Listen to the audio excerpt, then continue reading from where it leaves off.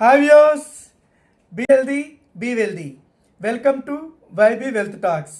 మీ యేసుబాబు బల్లంకి. మీ అందరికీ ఒక క్వశ్చన్ అండి. మీరు చేస్తున్న జాబు సేఫేనా? మీరు చేస్తున్న బిజినెస్ ప్రతిరోజు ఇన్కమ్ని తెచ్చిపెడుతుందా? మీ ఇంట్లో ఏదైనా ఎమర్జెన్సీ ఎక్స్పెన్సెస్ అవసరమైతే ఆ ఎమర్జెన్సీ ఎక్స్పెన్సెస్కి మీ దగ్గర ఫండ్స్ అనేవి దాచుకున్నారా? దీనినే ఎమర్జెన్సీ ఫండ్ అంటారండి. ఇది మీ దగ్గర ఉంటే చాలా బెటర్, లేకుంటే ఈ వీడియో మీకోసమే. మీరు ఏదైతే ఎమర్జెన్సీ ఫండ్ని క్రియేట్ చేసుకుందాం అనుకుంటున్నారో దీనికి సంబంధించిన టిప్ అనేది లాస్ట్లో చెప్తానండి.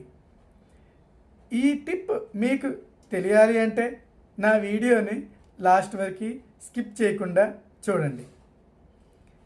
మీరు నెలవారీ ఖర్చులు 30,000 చేస్తూ ఉంటే మీకు 3 to 6 months ఎమర్జెన్సీ ఫండ్ అనేది కంపల్సరీగా మీ బ్యాంక్ అకౌంట్లో దాచుకోవాలండి.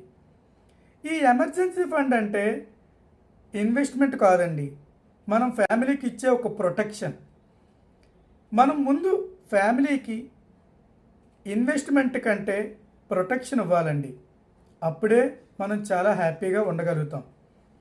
కరోనా టైంలోనే మనకి చాలా వరకు జాబులు తొలగిపోయాయి, బిజినెస్ చాలా లాస్ అయిపోయింది, మనం చాలా కష్టాలు అనుభవించాం. ఒక 2 to 3 years చాలా ఇబ్బందులు పడ్డామండి. మళ్ళీ అలాంటి పరిస్థితులు రావాలా? అలాంటప్పుడే కదండి మనం జాగ్రత్తలు తీసుకోవాలి. ఇలాంటి పరిస్థితుల్లోనే ఎమర్జెన్సీ ఫండ్ అనేది చాలా ఉపయోగపడుతుందండి.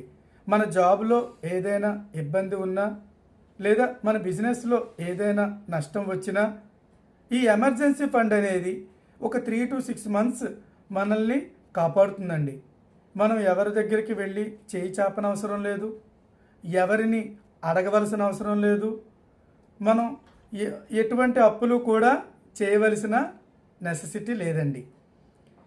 నేను ఏదైతే చివరిలో మీకు ఒక టిప్ చెప్తానని చెప్పానో అది ఏంటంటే, మీ నెలవారీ ఖర్చులు ఒక 30,000 అయితే మీరు ఎవ్రీ మంత్ ఒక 10% అమౌంట్ అనేది మీ సేవింగ్స్ అకౌంట్లో దాచుకోండి.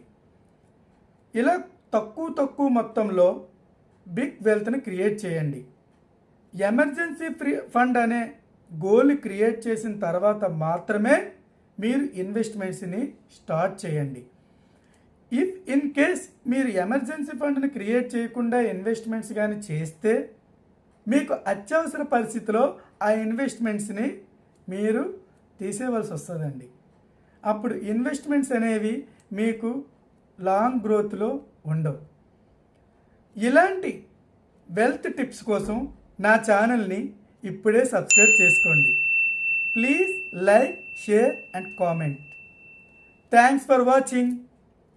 జై భారత్.